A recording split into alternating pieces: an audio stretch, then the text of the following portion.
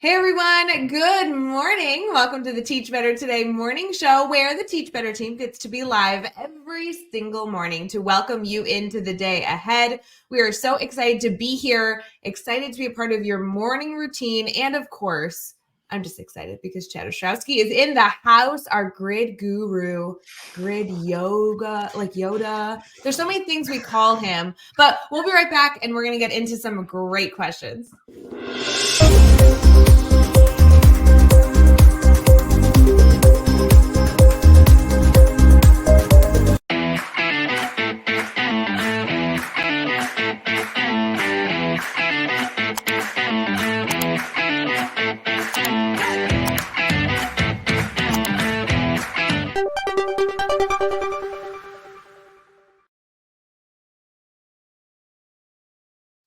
Good morning, everyone. Welcome to the Teach Better Today morning show. Chad Ostrowski in the house, our CEO, Mr. In Charge co-founder. Chad, how are you?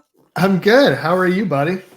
Good. I love when we get to be live together. It does not happen very often, so I feel like this morning is awesome. Absolutely. Like every time we get to be on camera together, I have the thought, it's been way too long since we got to do this. And then afterwards, I always think we need to do that more often. So, here's the dilemma, Chad. Like, I know you want to be on camera more, but you travel 100 million days to go work with teachers all around the US and Canada. I don't know how to work this in with your schedule. Like, when was the last time at 7 a.m. Eastern that you were actually home sitting at your desk? not often enough. But the biggest problem is consistency, right? Like that's actually the biggest, because it's like you never know, like what week to week where I'm going to be, or but with all the work we're doing, that's kind of everyone's case in our training team, right? Yeah, no complaints, no complaints. I will also say then when you're home, you're, like 15 kids and counting take up a lot of your energy too. Fair enough. Yeah. It's definitely gets busy, right? You gotta catch up when you get home too, right? Exactly. No, friends, I know you all know and love Chad Ostrowski, but Chad, let's pretend we have a new person in our Teach Better family. They just connected with the Teach Better team. Maybe they read a blog or listened to a podcast that's a part of our podcast network. Maybe they were sitting in a training and connected with the team, or who knows, maybe they stumbled across this on YouTube. Do you mind giving a little intro on who you are? Yeah, absolutely. My name is Chad Ostrowski. I'm the CEO and co-founder of the Teach Better team. I actually invented the grid method mastery learning framework in my own classroom. So I often tell people in our trainings and our workshops, you can basically ask me anything because I am the metaphorical horse's mouth, so to speak, right? Now it's come a really long way since its inception, and the team has enhanced it in many, many ways. But I still like to think I can contribute a little bit to the conversation, anything involving grid method, mastery learning, and the like. I love it. Chad, you and I connected, oh gosh, maybe 2017-ish. And I remember I would call you trying to implement the grid method in my classroom. No formal training, but I was obviously like very connected to you. So between you and the online course that existed at the time, I was diving in and I would call Chad guys with the dumbest questions like that. I was like, Chad, I need you to be a safe space so I can ask a question that like no one can know I actually asked you. You know what, though? It's that vulnerability that makes that to me is the difference between success and failure to kind of get this off the ground, right? Because you're in one of two camps. And we work with teachers, you know this because you work with teachers as well. Like we work with teachers across the country in hundreds, if not thousands of schools and districts, right? So when you're trying something new, you either have the choice to reach out when you need help and overcome an obstacle, or succumb to that obstacle and revert to prior practice, right? So to me, the vulnerability to ask what you perceive to be a stupid but necessary question, even though it's not, to be clear, is absolutely critical to your success in any instructional endeavor. And we see that on the team as trainers all the time. when you or I will do an intro, or Katie's out doing an intro, or Josh is out, whoever, and someone will go, hey, what do I do if, now these are questions that we hear thousands of times every year, but to that individual from that perspective in that moment, it is a critical piece of information they need to go from, I can't do this, to I see how it can happen. And I love that we're going to be able to talk about grid in our listener question. I prepped one for you, Chad. And for those of you who might be in here either with your own grid questions, first of all, feel free to reach out anytime. We are always available for those. They're actually like, not to have favorites, but those are my favorite questions. But also, if any of you aren't sure about the grid method, not that this is like, an ad for it, but there's a ton of stuff for you. Like there's a ton of free tools, a ton of free online courses, and we want to help you regardless of where you are in your implementation. So head over to educator.com/thegrid method, and you will be inundated with all the options, including, like admin support tools when you're trying to explain it to your administrator, and like parent resources. We got everything for you over there. So that's no joke either, Rae, because I've literally had teachers that I've never met like tell me, I saw something about the grid method or a video, or I saw you at a conference 5 years ago, and like we've never talked before, like in person or like one-on-one, and they're like, this changed my life and my classroom and everything, and like, this is so cool that like we're now working with that teacher's school district because they were doing so well, or that school. So like there are these like secret grid ninjas, they crop up all the time. And the reason they're able to do that is from the beginning, when we wanted to support our network, we wanted to give them everything they could possibly need to do this if they have that capacity on their own. So that resource you just shared is not just like a sales page. It's not just like it's literally, if you want to, everything you need to start this work or get that tidbit of information is right there. And I think that's something that's really, really powerful, that in my opinion has helped the team be more successful with all of our resources, because we're not hiding everything. It's all right there. You can access what you need to take those next steps, right? And I think that's just really, really cool. Yeah, it makes my job easier, because then I don't have to be like, oh, wait, is that resource paid for? Hold on, let me see. Like everything, friends, we want to give you. Like that's the whole point. It makes my job so easy when people need support. So we're going to get to all that in a little bit. The other thing that's interesting, Chad, that I know a lot of our viewers like to ask about is your role specifically, like on the team, and also the fact that you co-founded a stinking company that, provides professional development learning, but like fosters a global network of educators. I mean, look at all these amazing people that are tuning into the Today Show. I mean, without you, we don't have any of this. And I think that we don't get to celebrate that enough, that you and Jeff came together. You had this great idea to create an ebook for the grid method. And it's turned into what I like to, describe it as like a safe space for educators to thrive. And I think that's so powerful. It's special, Chad. It's special. Yeah, I don't really reflect on that enough, to your point. But I also think like building the team out in the right way with the right people allowed a lot of that to happen at the scale and scope it does today. Because this started as an idea to share one concept, one thing with more people, right? And then it organically grew into the idea that that one thing included all these other things. And while we're talking about these other things also came into play. So we had to bring in other people on the team that were better at making connections, creating that trust in the community, building those networks, because those were never my strong suits as an educator. I was always strong in an instruction. So I've always prided myself on knowing what my weaknesses are and bringing in smarter people than myself to build on those things. No, I think that's enormous. I just want to pause on that. Guys, if you've not done that type of reflective practice in your leadership team or your teacher team, or even if you're working with a student teacher, it is so valuable to know what you are killer at and know what areas you lack in. Maybe they're just areas you don't have interest in. Whatever reason it's not your favorite, then filling that void with somebody who has those alternative strengths that is truly how this team was built. That was enormous in the success.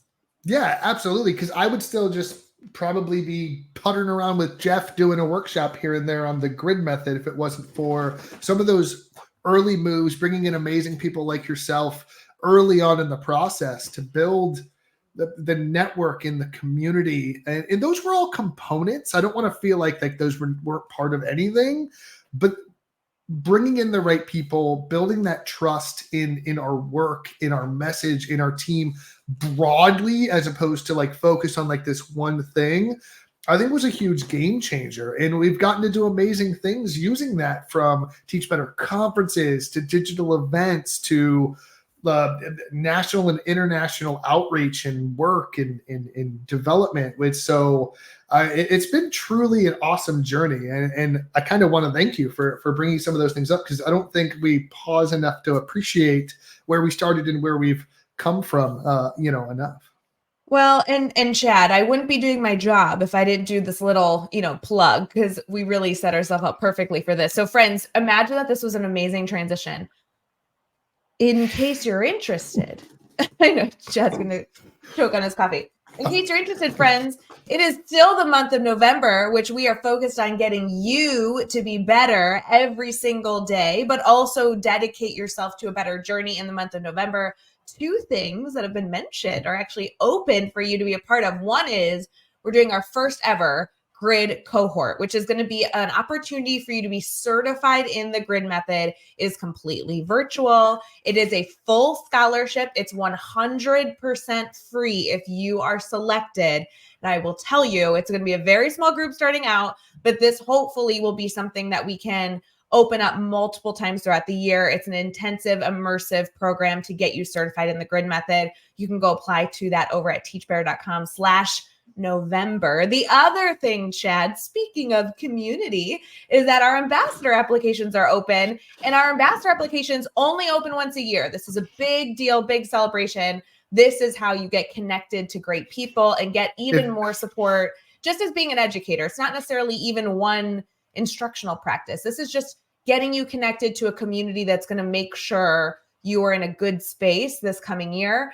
We want to suggest you go apply for that as well. That is also at the same link, teachbetter.com/November. There's also like 9 other ways on the website that you can get involved, but those 2 specifically are like incredibly time sensitive. So I felt like you needed to go check those out. And those close at the end of the month. So what is it? Today's the 20th. So you got time, but not a lot of time, but you got time. Yeah, those are 2 really amazing opportunities as well. Like the grid method certification's kind of a big deal. Like we have been internally talking about that idea for years on the team. Like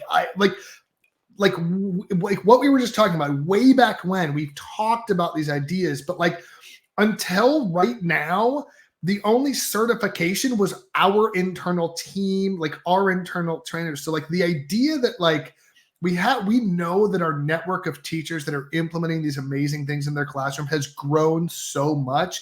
The fact that we're finally providing like that rubber stamp of approval and like this certification process, I am absolutely thrilled and excited about that, because I'm excited because I get to see those teachers that I know are doing those amazing things that I think a lot of times they feel like they're on an island and they're just doing those things in their school, or they're like, the small pocket of teachers innovating in their school or getting to work with us, but like the rest of the teachers aren't getting on board for another year or 2 or whatever the case may be. So like the fact that we're going to offer that is absolutely critical. And then the tribe, the amazing group that is the ambassadors, like I can't think of another educational group that is tighter than our ambassadors. So if you are an individual that feels like they're on an island, that feels like they're alone, that feels like you're the only one beating the drum for instructional innovation or the teach better mindset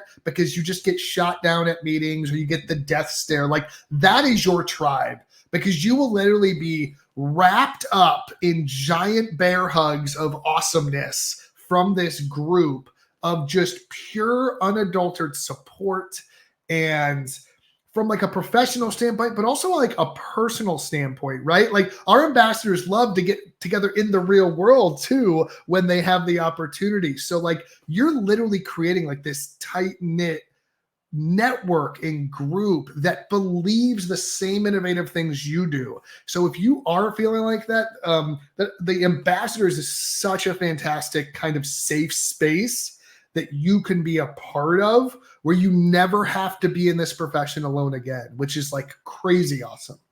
Yeah, and not to give too much detail that we're not supposed to spill, Chad, but just to encourage you, if you're trying to decide between the programs, apply for both, because there's so many ways to get involved on the team. These specifically we're talking about because they literally will close at the end of November, and we don't know when they're going to open again, although we hope it's within the next 12 months. But the ambassador one will bring in a much larger group of educators. So you have a higher probability of being accepted. The grid certification, we're starting out in a pilot. So that is going to be a smaller number of people. You might have to apply for that a few times. So apply for more than one thing, and heaven forbid you get accepted to both. We'll figure out what the best fit is for you. This isn't something where, you're going to be tied in. I'm like, guys, if you're stressed about this, like call Chad or I will figure this out with you. But the point is you can apply for both. Like, would be a great problem to have. It's not something you need to lose sleep over. Exactly.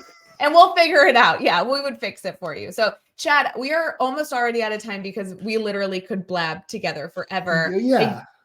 I do want to transition into a listener question because this one was submitted and I knew you could rock this one before we wrap up the day. Does that sound good? Sounds great. All right, we'll be right back.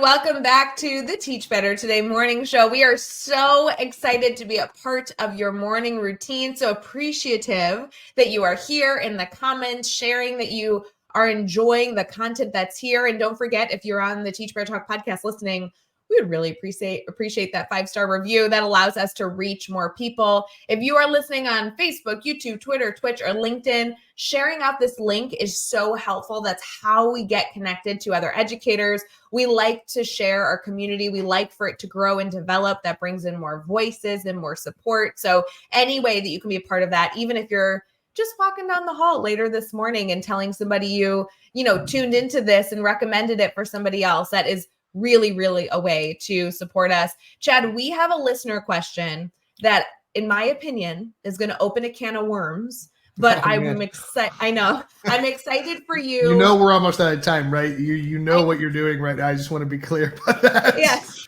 I'm excited for you to try and shore up like your best piece of advice, like your best step.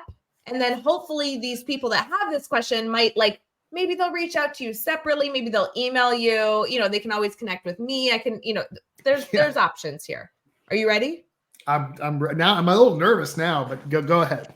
You should be. This is one of those where it's like, really? This is like, we could do a whole workshop on this. Okay, here we go. Fair enough. Okay. Yeah. How do you handle students that are stuck, in quotes, that are stuck in the grid? Stuck in the grid. So yes. there are multiple facets to this, right? And there's multiple reasons a student can be stuck in the grid. Some of them are behavioral or emotional or socio-emotional. So like, is it a motivation problem or is it an engagement problem? But then there's also just like academic, I work slower, which is literally what the grid was made for, right? So the most common thing I tend to do, I'll deal with the behavior things in just a second, but I want to hit on the second thing first, which makes it weird that I said it that way, but that's where we're going. Go crazy, dude.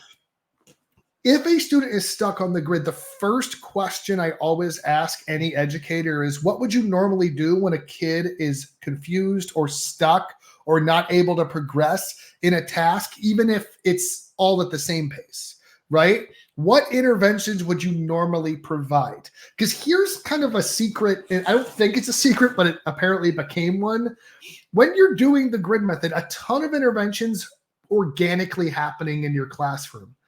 But it doesn't mean that all interventions that are necessary are still happening in your classroom. Like, you are still responsible as the educator to do things like identify when a student's falling behind, pulling that small group, check in one-on-one, provide additional accommodations, maybe read aloud, like any number of the quote unquote normal accommodations you would provide are still perfectly acceptable and probably recommended in this scenario. So the first question I always ask is, have you checked in with that student one-on-one? Have you done a small group lesson? Have you done a whole group lesson as a backstop, right? Like, if you see a few kids getting stuck on level 1, box 4, right? But most of the class is on level 2, box 3, right?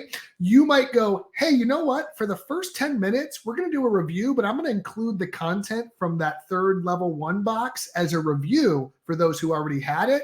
But I'm going to use it as a backstop so I can tell my whole class, hey, if you're stuck on that box, pay attention, because we're going to go through a couple examples right now that are going to help you out.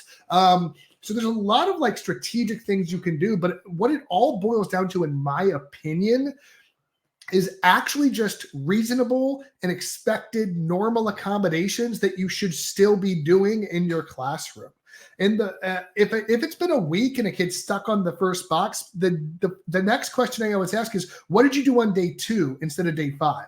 What did you do on day 3 instead of day 5? What did you do on day 4 instead of day 5, right?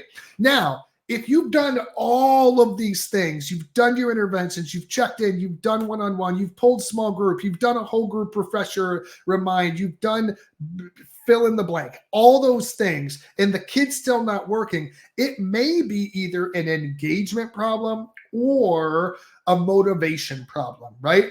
And both of those things can go together. So if it's an engagement problem, you may need to alter the assignment that they have to do. Now, that's one of the beautiful things about mastery. You need to focus on the outcome of the learning so that they continue learning, not how they get to that outcome. So if box number 3 that they're stuck on is 10 problems, can they do 3 problems and show you the exact same thing? I'm going to tell you right now, the most powerful thing you can ever say to a kid is, I don't care if you do all this. Can you just show me how to do 2 of them and then explain it to me? I might be able to get to the same DOK level, to the same measurement and assessment of understanding or readiness to continue learning than if they did 50 problems, but now it's not this overwhelming task. So the next thing I would do is focus on the outcome you're looking for and if they can get to that in a less stressful capacity so that they can access their own path to success versus the one that we assumed was needed from the task that we originally assigned.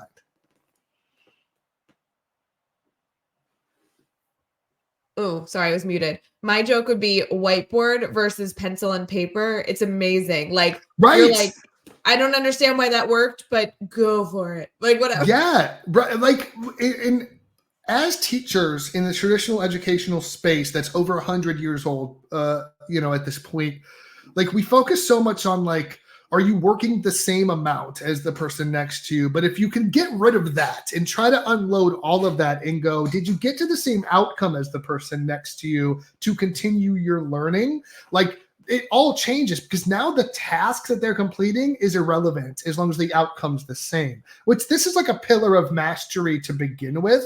But like, it's a really foundational thing that teachers have a hard time letting go of early on in the process.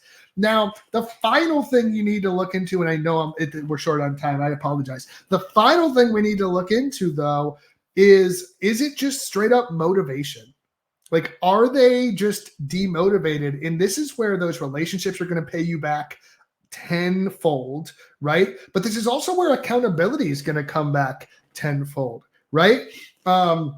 So I used to do something called even like a note drop in my class where I would just go like, hey, if you're refusing to work, I've tried to help you multiple times. Can you just sign off that like we're kind of consigning that you're not going to do this? Then you can either wrap the whole child education around the student and go, do we need to talk to a counselor? Do we need to talk to your parents? Do we need to consider other stakeholder conversations? Or is something else bothering you that has nothing to do with this class, right? Has nothing to do with this situations. So to me, like those are the three like lines and paths of questioning, right? Yeah, so Chad, I'm sorry to interrupt you, but I'm reflecting on the support we've given on the show and even just the support that I've been answering these questions on the side on Instagram. Really quick, the note drop, just to further emphasize that. And then I want to encourage you all to connect with Chad because this is a tool he used really well. And I know educators have found so much success with. Essentially, in like dumbest form, it's a half sheet of paper that has like things printed on it. Essentially, it says like, I insert name here and refusing to work in class today. I have been given all the support possible from my teacher, and I understand that this is going to affect my learning and success in this classroom. And essentially, they just need to fill it out and sign it. And it's essentially a small contract for them to acknowledge the fact that they are getting support and they are choosing to not embrace it. What I like about this documentation, Chad, and I know you've really emphasized the multiple supports this provides, is it gives the student the ability to be reflective and check on themselves. It documents as a teacher that you've done the right thing. And it gives you the next step to say, maybe you bring this to the counselor or you bring this to the parent or you bring this back to the child a day later and say, hey, this was how you were feeling yesterday. Can we move beyond this? You know, like everybody has bad days. So there's so many different ways to use this. It also could be dropped and not signed as like a warning, right? So it's like if they 100%, get back to work, you take it away and you're like, oh, glad we didn't need this today. You know, it's so many different. In my own classroom, I had like little quarter sheets. They were bright pink and they all had that message on it, right? And so if a kid wasn't working, I checked in with them multiple times. I tried to help them. They're still not doing it. I would just drop it and then move on. And I used it as a conversation facilitator because but that's the purpose of it, is to open up that reflection, to your point, and open up that conversation of, listen, man, like I can't beg you to work. And teachers will do this, though. They will barter and beg a kid to work for 20 minutes while the rest of the class who needs you isn't getting your effort, attention, and energy because we're only one person. And you'll get like their name on the paper for all that work. And so this is some way to go, listen, I've tried to help you, but if you're not going to help, I need you to own that choice. So I just need you to either get to work or sign this paper. And then you drop it and move on. Go help other kids. Like you don't need to, quote unquote, poke the bear, increase the stress of the situation. Like you don't need to do all those things. You can just drop the note, move on, and check back in 5 minutes. Because the truth is, you spending 5 minutes to get nowhere with that kid because now they're annoyed or they're defiant just because you're an adult in the room. Like there's no reason to do that. You can go help the rest of your class. You can go sort out other things, do housekeeping and everything, then check back in and go, so what did we decide to do? And if they refuse to sign, like there's something you said that was spot on. What you do with this data, content, information is totally up to you. If they refuse to sign, say they refuse to sign and make it a pass to the counselor or somewhere else, or make it a phone call home slip, right? Like what you do with this is up to you, but it's facilitating the conversation and you're removing your own emotion out of it and making 100% of the choice and accountability go back to the learner. And that's why that ends up being really powerful. And to be clear, like that's one of those tools that we share that's part of the grid method that any teacher can really use in any context, right? And teachers often will tell me, I don't know if I'm ready for the whole grid method. And I go, that's fine. You're at different places. There's no part of this framework that will hurt your classroom because it's based on best practices. So maybe you just do progress monitoring. Maybe you just do the note drop. Maybe you just do, mastery-based feedback in a traditional setting, right? Like there's no single part of the framework that will hurt your classroom. And a lot of times teachers feel threatened or scared because it's like such a big undertaking to get this off the ground. When I often tell them, is there any part of this that you think you could do tomorrow? Try that. See if it works, because it's not going to hurt your classroom. That has literally been my mantra all year that I stole from you, and that's my go-to. I'm like, what's the easiest win? Stop trying to push yourself out of your comfort zone right off the bat if you're not in the right headspace. What's the easiest win? Go for the easiest win and celebrate it. And once you take that step, another step will come. Like it's a slow progression. It's literally the Teach Better mindset, right? Like that's literally it. 1% better every day. We can do that. So good. I knew this was going to open a can of worms. I'm so glad we just I feel like we just skimmed the surface, but great ideas, Chad. This is why I love our conversations. I know we're going to wrap up this show here, but please, friends, remember to reach out to Chad or anyone on the team. We are here to support you. Chad also is somebody that is constantly on the road working with so many different educators. So he has so many different experiences that he's able to share with our team and our community for different teachers he's been able to support. So please continue to keep our team in mind as you're problem solving throughout your week. Chad, thanks so much for this conversation. I always love seeing you. So fun. And for all of you that are wondering if Chad and I ever see each other, we actually do talk like every single day. It's just not always about the grid method. That's true. Very true. It's so true. All right, friends, we hope you have an amazing day ahead, and we'll see you next time on Teach Better Today. Bye, guys. Hey, Teach Better community. Thank you so much for joining the Teach Better Today morning show every single weekday at 7 a.m. Eastern. We have so many resources for you outside of this live stream at teachbetter.com, including blogs, podcasts, and professional development that will bring our team to your school. Wherever you are listening from this morning, please make sure you are sharing and celebrating the incredible educators in this world. And hey, if you are listening over on a podcast to Teach Better Talk, we would love a 5-star review. The comments are always so entertaining. We'll see you tomorrow.